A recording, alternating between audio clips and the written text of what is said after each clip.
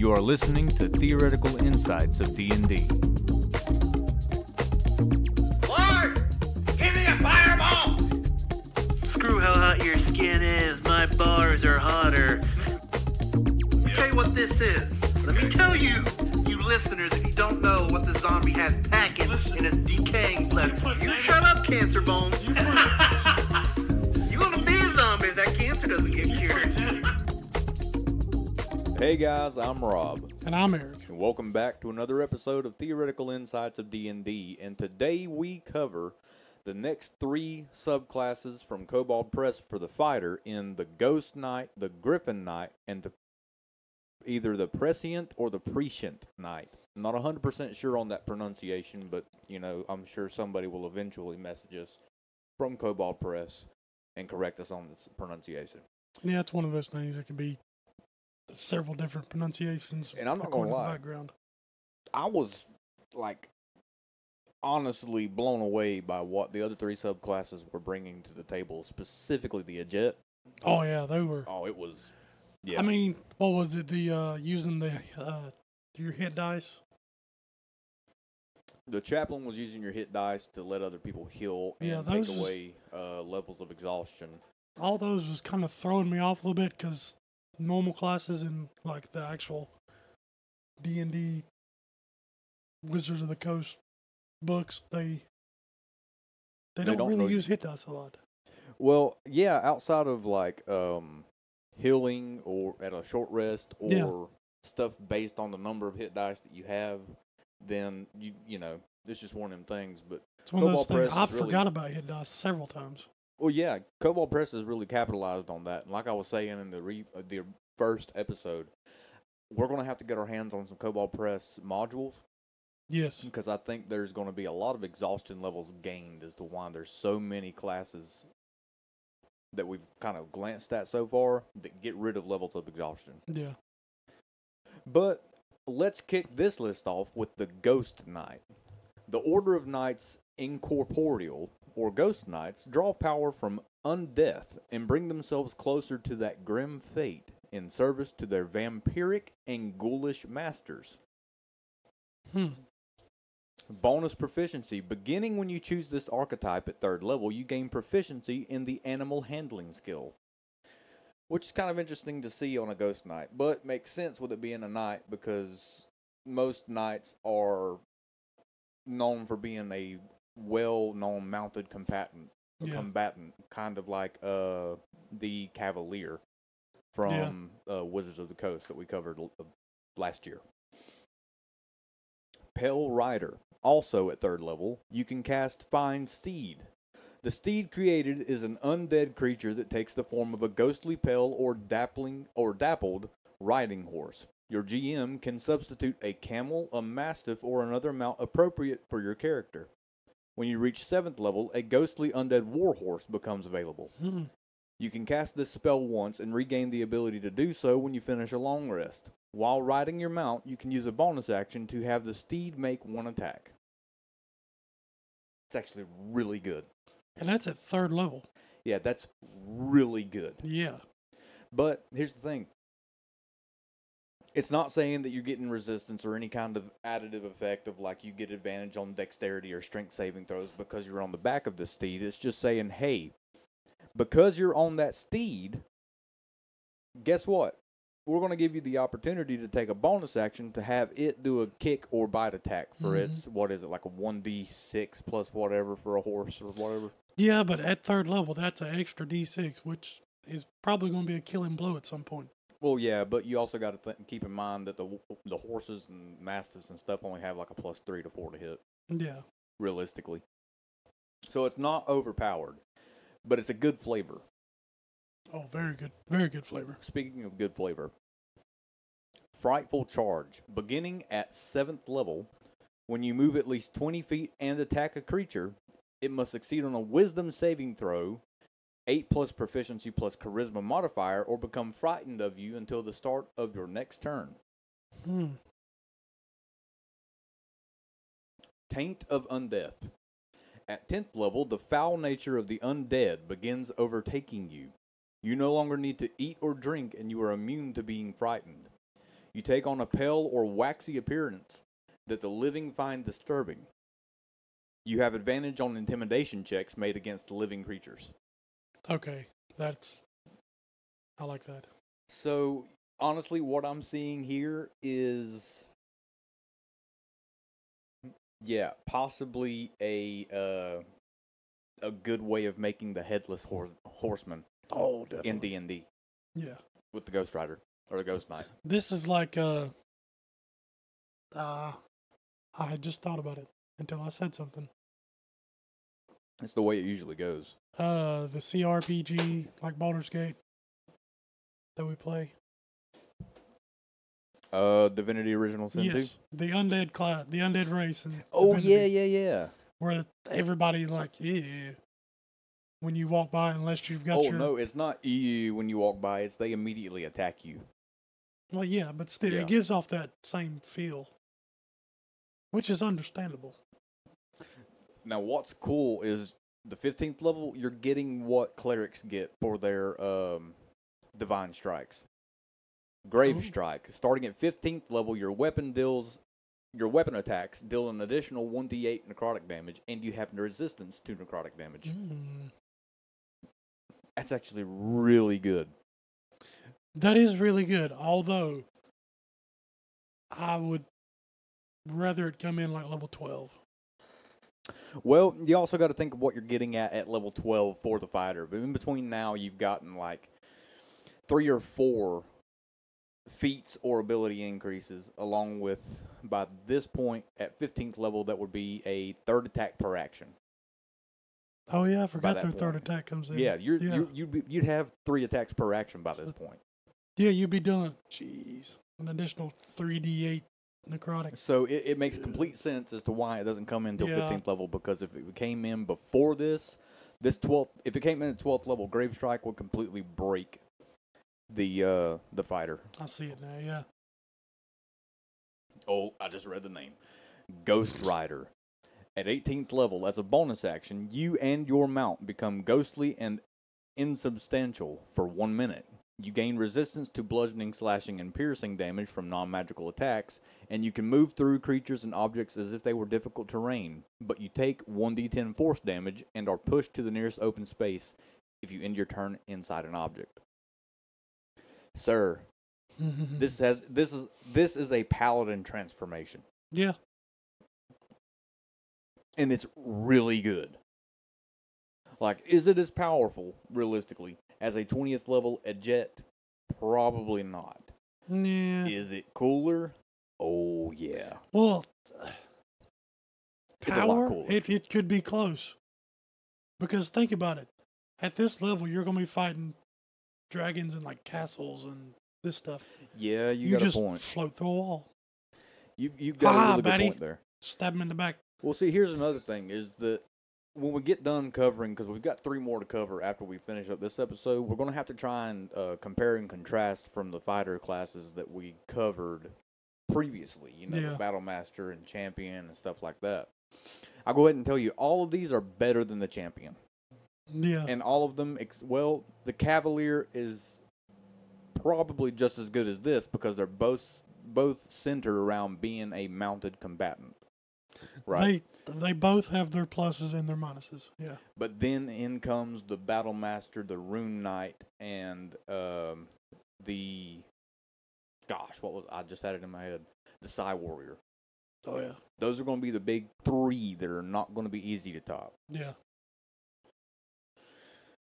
Overall, though, the Ghost Knight's actually like really good. Oh, I would like to play one. Like it's a very well-rounded class without like I don't think there's anything in there that's like ridiculously overpowered. I mean, Grave Strike, with it having 3 attacks per action by 15th level, doing an extra 3d8 necrotic damage, and you have resistance to necrotic damage, could lead to some issues with the DM being like, yeah, I'm gonna have to, especially if you're in like an undead-centered game.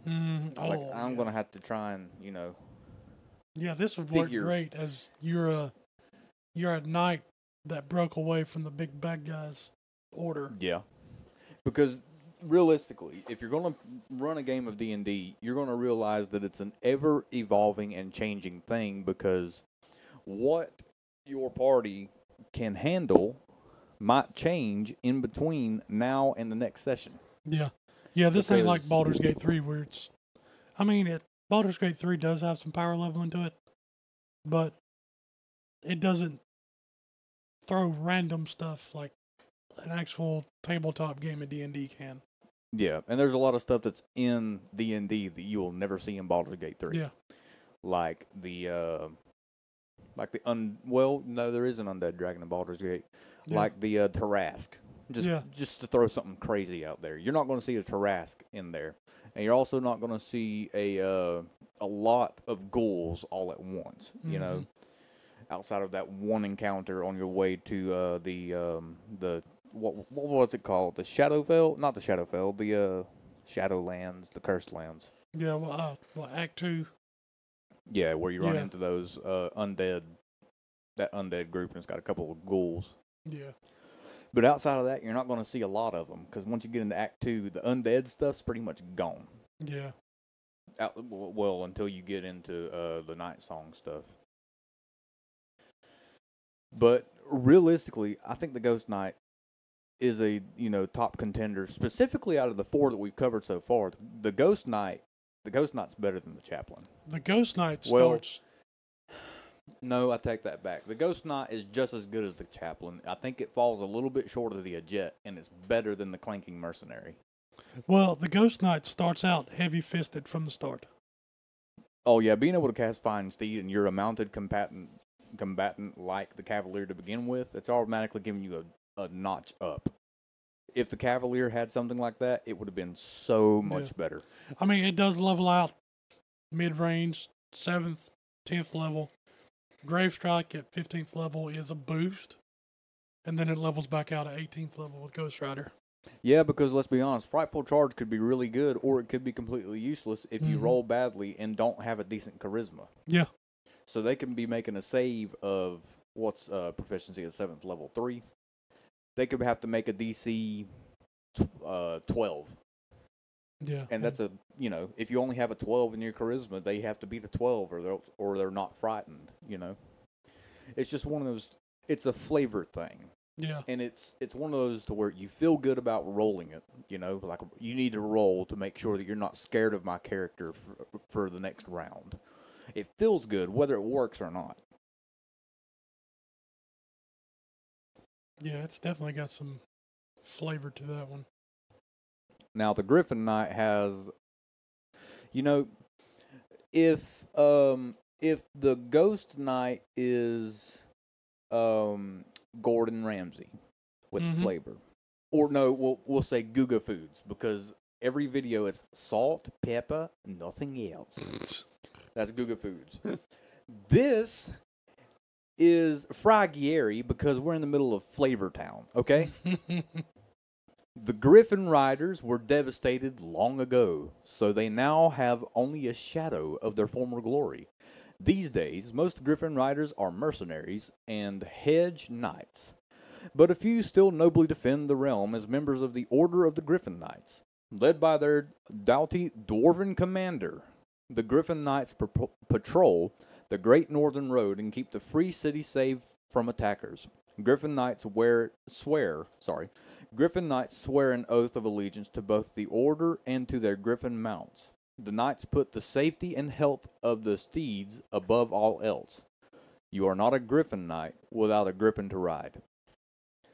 So, at 3rd level, you gain a trained Griffin as your mount. Your Griffin is a fierce and loyal steed, forming a lifelong bond with you and fighting to protect you in battle. Use the standard Griffin stats, but each time your proficiency bonus increases at 5th and 9th level and so on, add +1 to your Griffin's AC, saving throws, and attack bonus, and increase its maximum hit points by 10. So 3rd level, you're at a proficiency bonus of 2, right? Mm-hmm. We go to a proficiency bonus of 6. Griffins have an AC of, I think, 14. If you want to fact check that real quick. Check that real quick. And I think their health is somewhere around in the 50s. I remember we covered it, but I can't remember a whole lot about it. Let's see. AC of 12, hit points of 59.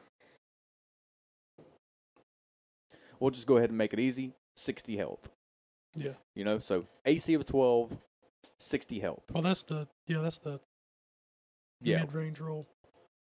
So, it will go from an AC of 12 to 15.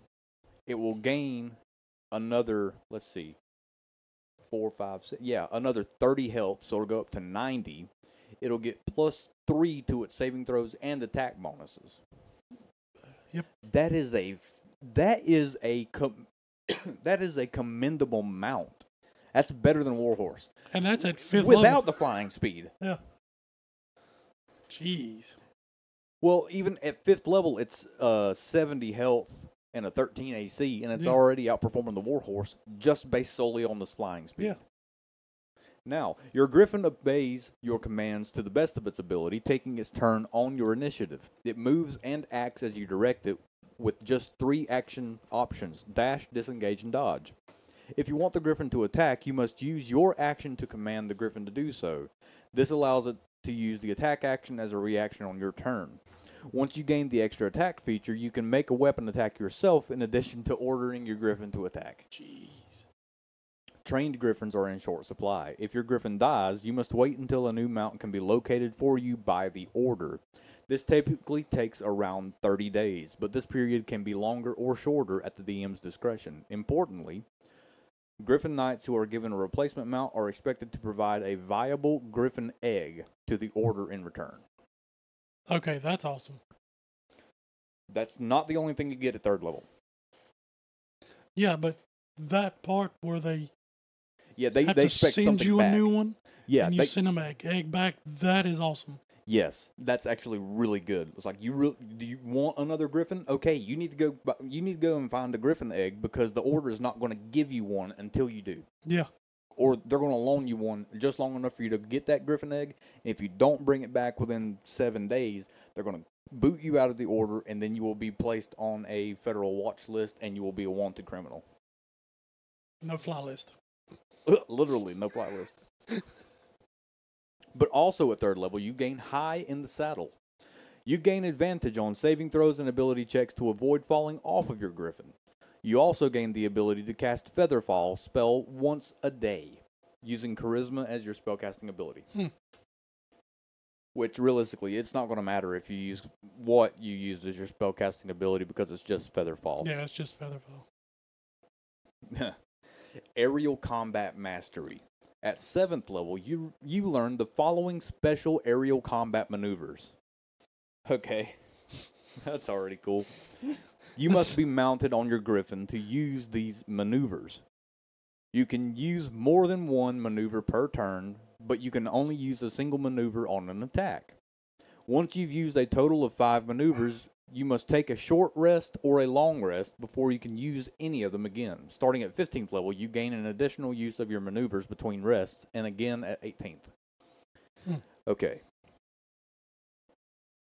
So where did it say total of 5 maneuvers? Okay, so you can do 5 from 3rd to 15th, or 14th, 6 at 15th level, and then 7 at 18th level, but only 1 on an attack. Everything else in between that you can, okay. Yeah. So it's kind of like, I guess it'd be considered like action surge and legendary actions and stuff like that. And rage, like bonus actions, free actions. And, yeah, probably. Fury. When a creature hits you or your Griffin with a melee attack, you can use your reaction to make a melee weapon attack against the creature. If you hit, add an extra d8 to your weapon's damage roll. Daring Flyby. When you make a melee attack, deal an extra d8 damage if you hit, and neither you nor your Griffin provokes an opportunity attack when moving out of your opponent's reach before both you and your Griffin's turns have ended. Jeez. Potion of crop dust. Drop it as you go by. Oh. Forceful Charge. When you hit a creature with a melee attack, your attack does an extra d8 damage, and if the target is large or smaller, it must make a successful strength saving throw DC is 8 plus proficiency plus your strength modifier, or be knocked prone. A mounted opponent that's knocked prone is also knocked off its mount. That's not the only thing you get at 7th level.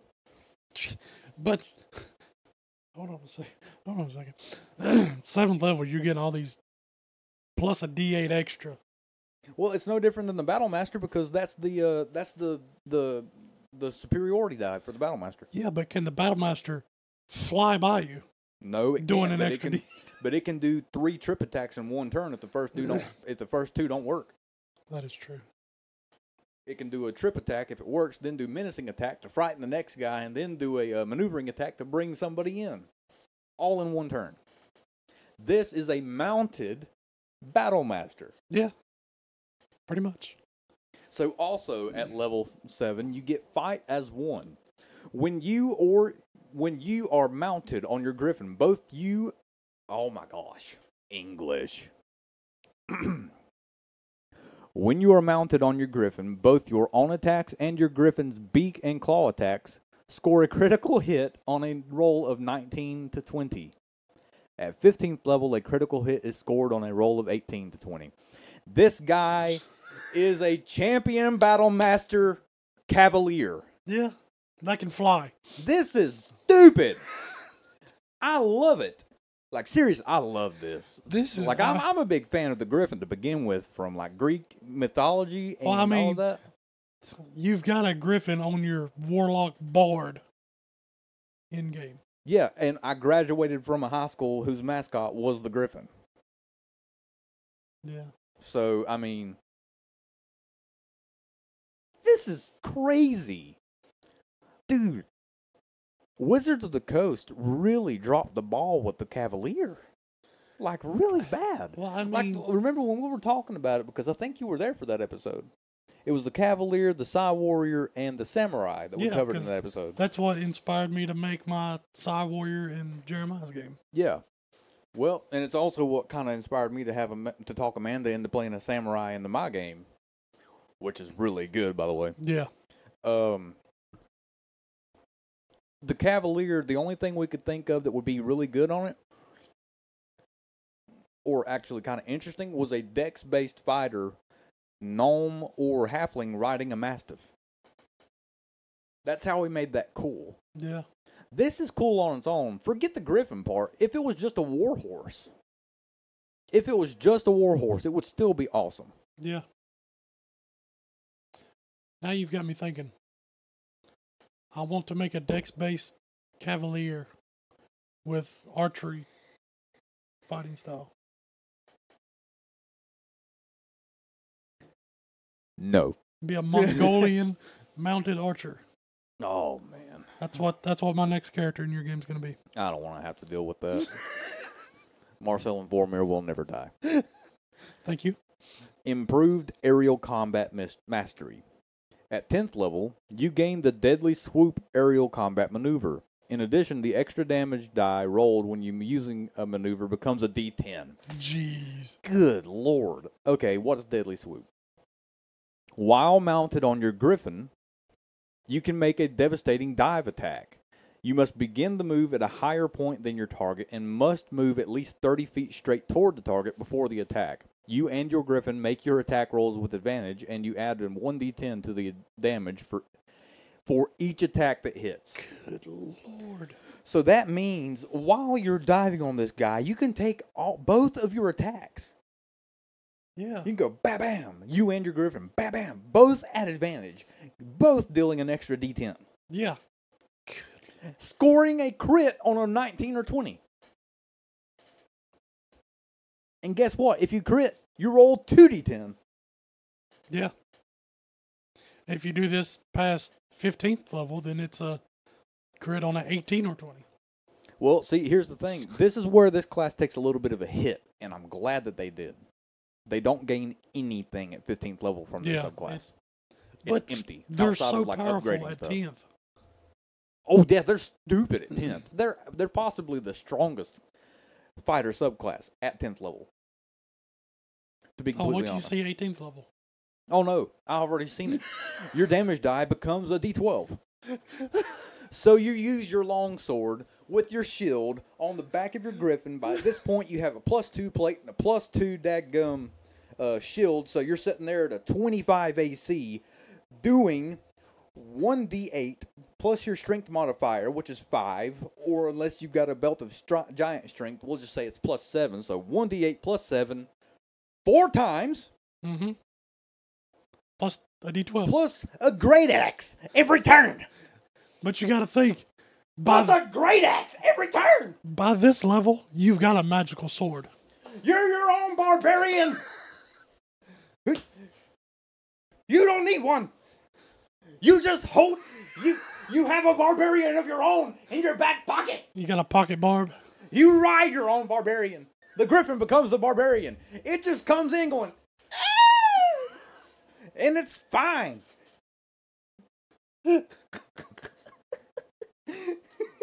It's not pocket sand anymore. It's pocket barb. You and your Griffin start on the other side of the map.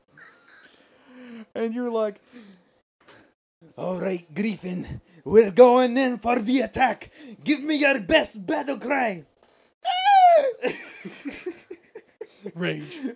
Making the dumbest noise that you could possibly make for 4 attacks that are 1d8 or whatever weapon you're using, because you don't have to use the longsword. You could use a great sword. Oh yeah, let's just do the great sword. So that's at least 3 attacks, right? Because Yeah. you want your Griffin to make 1. Yeah. That's 3 attacks. That's 6d6 plus 15 with a +5 modifier. Your Griffin doing a a d8, I think, with his beak, or 2d6 with his claws or something like that. I think so. Plus 4d12. All at advantage. Forget the longsword. Just use a great axe. A great axe with a great axe. You have it in your back pocket. This is stupid. Imagine if this was in a game where airships were available. Oh no. You just have your Griffin Knight on the airship at all times while your party's down doing whatever, and you've got air support. This is not air support, okay? You set up a flare, This is and here what comes the Griffin Knight. This is what the U.S. dropped on Nagasaki. Yeah. Okay? This is Big Boy and Little Man. If you have 2 of these in your party, you're dead. Okay? An entire party You of Griffin waited- Knights. Oh my God. And a chaplain. No. 2 Griffin Knights, 2 Ghost Knights, and a chaplain. Jeez. And the chaplain's just like, Hey guys, if you want to gather around, I can sing us a good song and we'll heal a little while. While the Griffin Knights literally take no damage because they can just swoop in and take no reaction. while dealing an extra d12 on every attack. Yeah. This is stupid. Well, no, not every attack, because if we roll back up, it says that you can only use a single maneuver on an attack. Yeah. So you're only going to be doing an extra d12 per turn. So it's not as powerful as we think it is, but it's still an extra d12. Yeah. We just got to put something in there for entertainment, because otherwise this would be a boring show. Yeah, reading off overreaction. subclasses can be kind of boring. You gotta add something to it. Well, and Eric has no personality, so it falls to me. So, moving... I mean, that is true sometimes. Moving on. We've got the Prescient Knight. I don't know exactly how to pronounce that, but I'm sure somebody down the line, like I said, will be able to correct us on that. Maybe Robert Fairbanks will message me and be like, dude, you butchered that. Dude, give up trying English. The Prescient Knight is the culmination of long years of study, practice, and dedication. There it is. And dedication to the craft of combat divination by those seeking the ultimate martial expression of that art.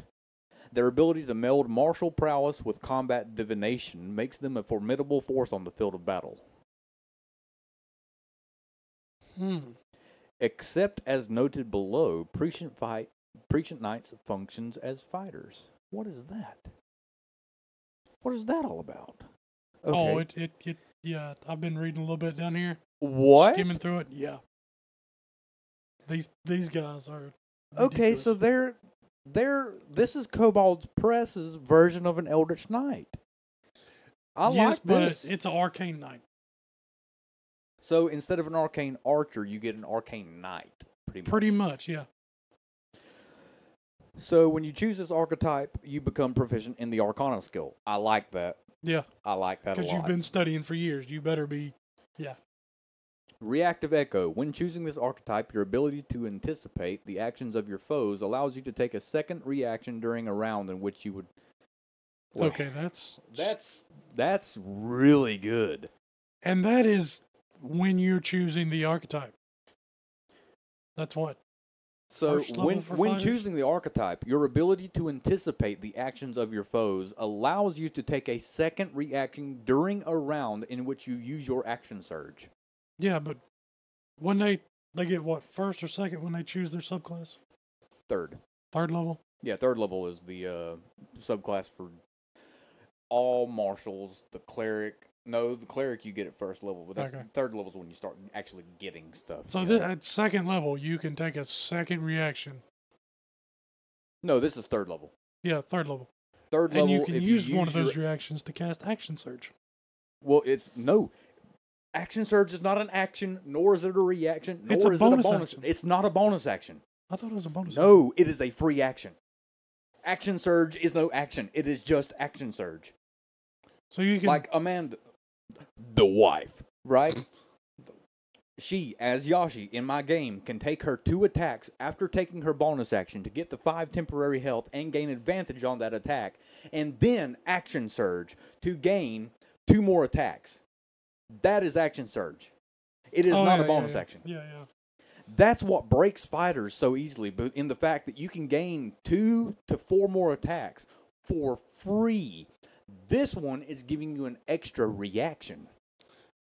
Which you can use another action surge. Yes, and if they have a wizard, yes, if they get the wizard spell list, in which they do, and they have access to counterspell, they can use a reaction to do an opportunity attack, and then if the big bad starts to cast a spell, counterspell Yep. it within 1 turn.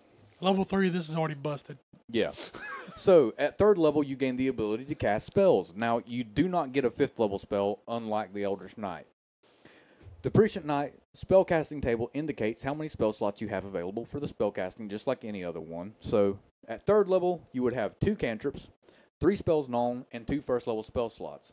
And it upgrades from there just as a wizard would, pretty much. Yeah, pretty much. All the way up to 20th level, you would have 3 cantrips known, 13 spells known, 4 first level spell slots, 3 second and third level spell slots, and 1 fourth level spell slot. The intelligence is the spellcasting ability and your intelligence modifier when making attack roll with a spell and when determining your spell saving throw DC. So you need to pump a little bit into intelligence. Yeah. Also, Martial Caster at 3rd level. This is still on 3rd level. Yeah. You can cast spells having a somatic component while you are wielding a weapon and or a shield, provided that you are proficient with those items. In other words, it doesn't matter if you're holding a weapon or not. You can still move your hand, or you can just kind of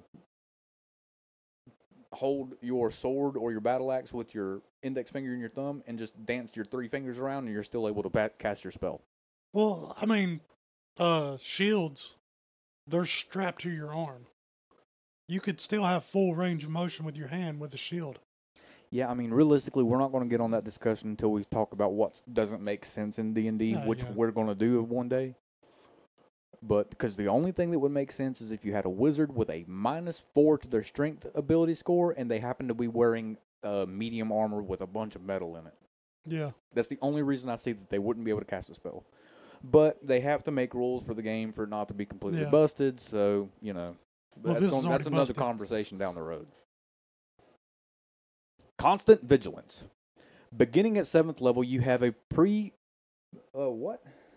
preternatural awareness to your surroundings in times of duress. If you are surprised but not incapacitated at the start of combat, you can use your action surge to negate No! No. Surprise! No. Oh.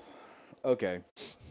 You can, if you're surprised but not incapacitated at the start of combat, you can use your action surge to negate surprise for yourself and take a normal turn plus one additional action in the first round of combat.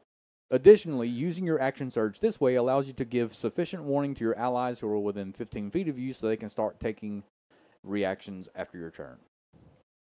So you still get the additive benefit of the action surge. It's an AoE That's alert. really good. It's AoE alert. Yes, it is. Jeez. Evasion. At 10th level, your foreknowledge of events to come allows you to position yourself in the most advantageous manner. When you are subjected to an effect that allows you to make a dexterity saving throw to only take half damage, you instead take no damage if you succeed on the saving throw and half damage if you fail. Rogue. Okay. Yeah, it's a rogue. Fireball. And then you're standing there. What was that supposed to do? Oh, and don't worry. You could have resistance to fire damage by this point. Yeah. You could take half of half. Anticipatory Strike. At 15th level, your connection to threads of fate strengthens, providing greater insight to the movements and actions of your opponents. When you use an action surge, you gain advantage on attack. Wait a minute. When you use an action surge, you get advantage on attack rolls and +2 bonus to your AC until the end of your next turn. That's busted. That's absolutely broken. It's a free action giving you +2 to your AC, and you're sitting there thinking, But Rob, it's only a +2. And who advantage. cares? And You're advantage. getting an extra shield, and by 15th level, you could possibly have a +2 shield with a +1 plate armor, giving you a dadgum AC of what, like 22 +2 for your action surge? Now you automatically get advantage? I'm running out of air over here. You get a free shield. Well, it literally is a free shield without the shield spell, in which you have access to because you Whoa. have the wizard spell list. This man has been studying for years. No, look. Eric, my chair won't turn. Rolly chairs on wooden floors. There Look. you I want to look at you when I say this. go. Okay. This man uses the wizard spell list. Yes. What is on the wizard spell list? He's got shield. But Yes, is it? now Yes, he yes, it doesn't have does. to take shield. Yes, but here's the thing. Okay, he has access to shield. Mm-hmm. He is wearing an actual shield. Mm-hmm. That means he's automatically going to get a +7. Say he's got the base level stuff. The base level stuff. Okay, plate is 18. Mm-hmm. Well, I would say we'll say the base of the best that you can get. Yeah. So plate is 18. +2 from your shield is 20. +2 from this is 22. Add 5 for a reaction, in which you get an extra one for using action surge. Yeah. That's 27. That's no magical bonuses from your equipment. But if you've got a +3 and +3, then that's a 21 just from the plate. Plus a +3 shield, that's a 26. This is +2 from your action surge, that's 28. +5 from shield spell. And if you use it twice, +10. I've got, talking about this, I don't know what anime it's from, but it's something I see. It's always an anime. There's like a nerd, like sitting behind a desk, and all you see is his head and these big ass glasses. Oh, yeah. And then he stands up and he's in full plate armor. And it's Yeah, like, I think I've seen that. It's like, what is this? No, dude, this is ridiculously good. I don't think it's overpowered, right? This is definitely your tank. Because this is the guy that you throw a lot of, like, saves at. Yeah. Like con saves, wisdom saves, intelligence saves, and stuff like that. Mm-hmm. Maybe even some strength saves, you know? Oh, as a DM, he would be Hand-to-hand a pain to fight. hand-to-hand combatant, you can forget it. Yeah. You're going to have to throw a straight-up gargantuan or huge monster at this thing with a +13 to 14 to hit. Because even at base level, like before I freaked out a little bit, 16 from chainmail. Mm-hmm. Say you have not bothered to find any better armor. Yeah. 16 from chainmail plus 2 from your shield. That's an 18. Mm-hmm. You use the shield spell with your extra reaction. Yeah. Because you used action surge, in which by 15th level you're automatically going to get plus 2, so that's going to be a 20. You use the shield spell, that's a 25 AC. Yeah.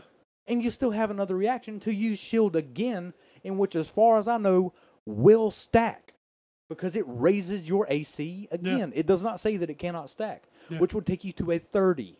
And that's at base level starting equipment. Yeah, that's chainmail with a shield. That's it. While rolling advantage on your 4 attacks. Yeah. Well, by 15th level, all 6 of them. Yeah. This guy is crazy. And he's a nerd. Action free of thought. I like that.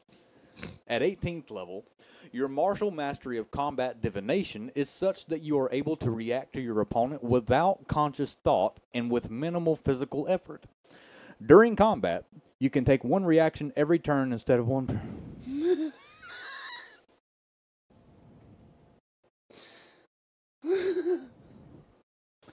I want to thank you guys for tuning in to the final episode of Theoretical Insights of D&D, because this is going to give me a heart attack. Jeez. I'm going to steal a line from Jeremiah. I'm going to have a freaking brain aneurysm over here.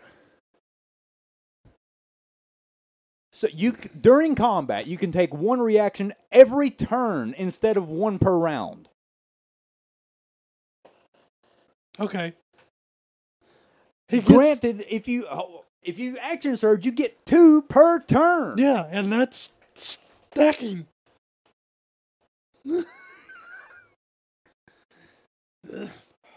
This dude gonna start his next round with a 50 AC. This is stupid.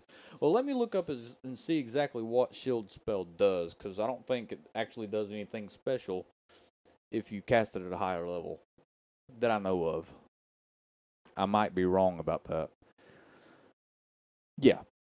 Yeah, it doesn't do anything special if you cast it at a higher level.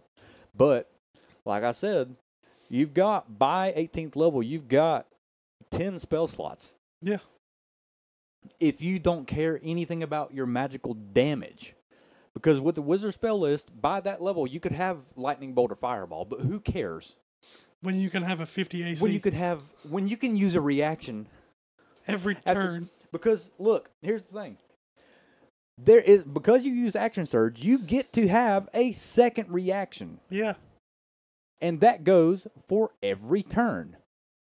Because that's for the round. Yeah. And then you get to do it for every turn. That means 2 per turn. Mm-hmm. Or even if it's just 2 for the first and then 1 for the rest. That's right? Well, it's very easy. Because if you're in a party of 6 and you're facing 4, that's already 10.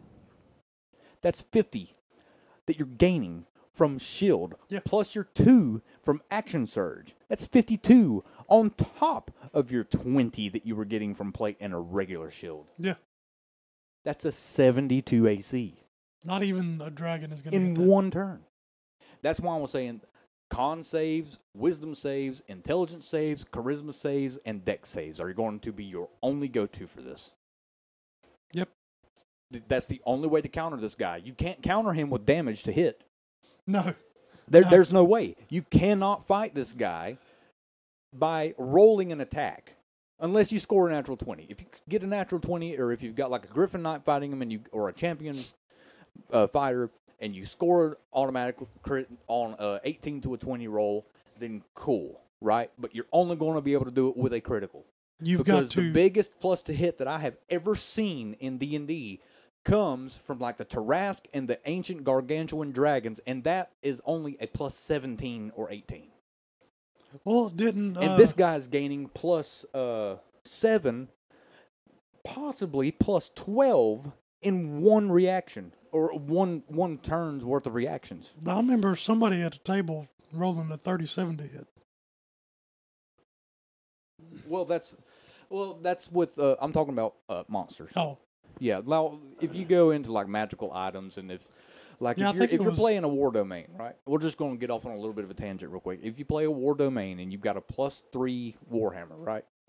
You've got a +5 to your strength. That's automatically going to be a +8 to hit from the weapon by itself.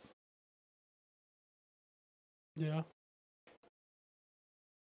That's not taking into advantage if you're the only strength-based fighter in your party, which would be really good for a war domain, if you get the Belt of Storm Giant strength, where your strength goes up to like a +9.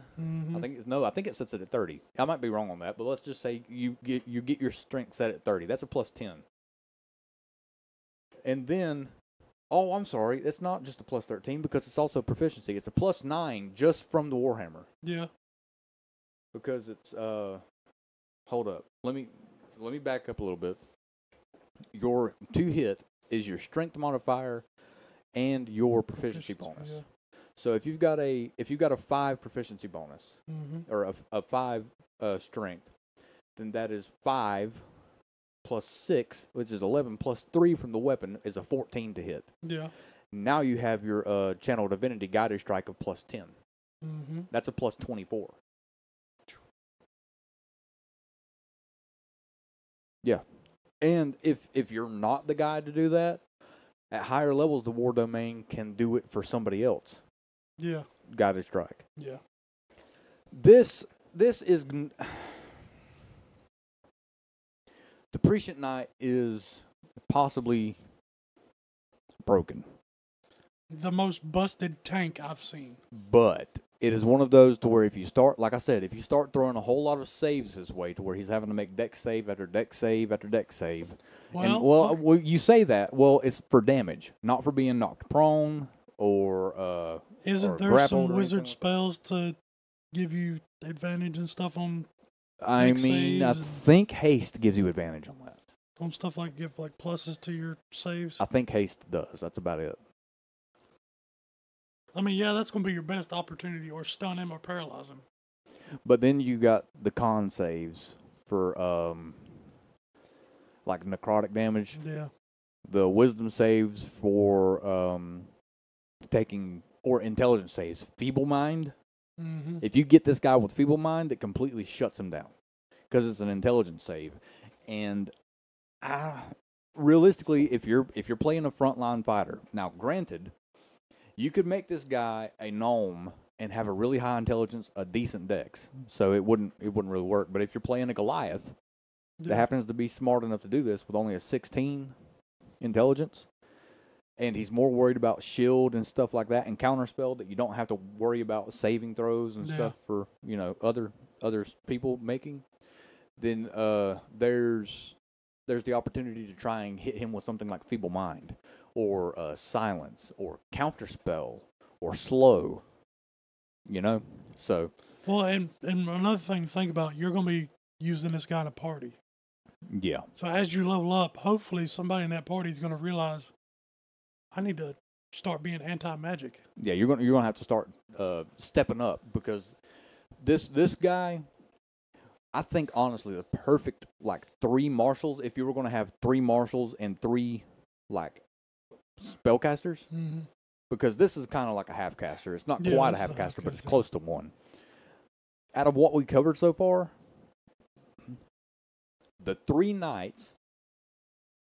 And I could possibly even swap out the Griffon Knight for the Jet, just to make it a little easier on the DM, to where it's not a whole lot of flying. Yeah. Right?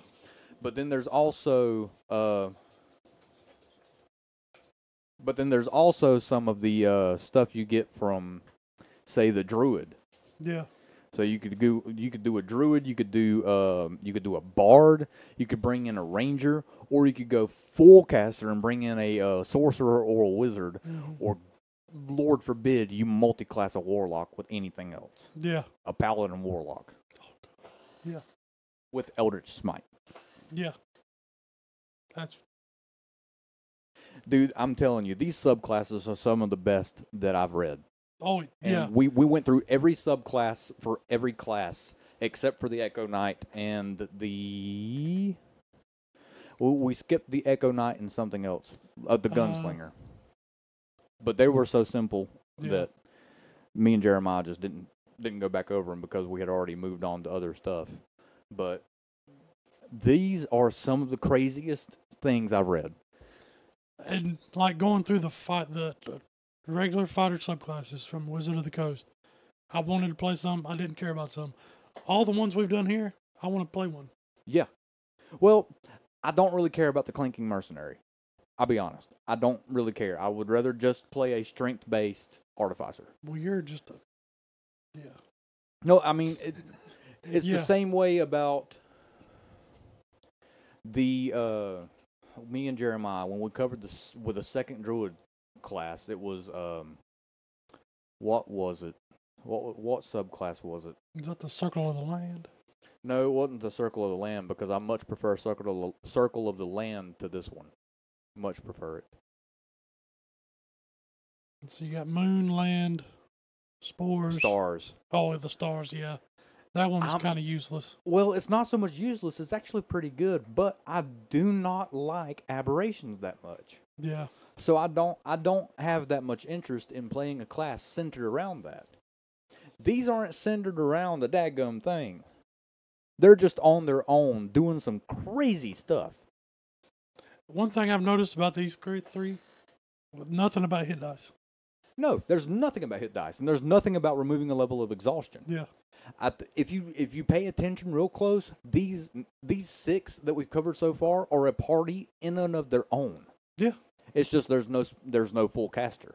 No, So but you're you've losing got your access healer, to your you've knight. got your tanks and Well, you've got your support class in the chaplain. You don't really have a healer. what? Now, granted, everybody has second wind, so And you're not going to need a whole lot of healing because these have been some. everybody's going to have a 20 AC or higher. This guy will have a 32. constantly. This is I'm glad that we started covering the Kobold Press stuff because it's opening up a whole lot more doors. Yeah, stuff I had never even thought of. Yeah, and Kobold, thank you because you're giving us stuff that a certain other company never would have. And So, that's the thing about D&D. It's not all just got to be Wizards of the Coast. yeah, It's an open book. Well, whenever we're done with the Kobold Press stuff, I'm thinking about going into Grimfire Gaming or not Grim Grimfire. Hollow? Well, it's Ghostfire. Yeah, Ghostfire. Ghostfire with their Grim Hollow Yeah. subclasses specifically because there were some really cool ones for Those Grim was Hollow. good. And if we go straight into that, then we won't have to worry about going over the classes all over again. Yeah. We'll just do the subclasses. But thank you so much for tuning in and listening to my, meltdown. And Eric laughing at me the whole time. I mean, that's 90% of what I do over here. Yeah. I hope that you enjoy, and we will be covering the last 3 Kobold Press Fighter subclasses in 2 weeks from now. Yeah. Not next release, but the release after. And that would be the Shield Bearer, Sunset Pikeman, and Sword Dancer. The Pikeman has me interested. I haven't looked at it yet, but Sword Dancer. I looked at that one. what is it, like a monk with swords or something? No. Imagine a fighter-based blade singer. Oh. Just no spells, I don't think. Hmm. Yeah, it's like it's a bard. It's a bard base. No, sorry, it's not a blade singer. It's a bard-based fighter, pretty much. Sounds pretty good. But in the meantime, thank you so much for listening, and we hope that you enjoyed. And in the meantime, keep rolling high. We'll see you in the next one.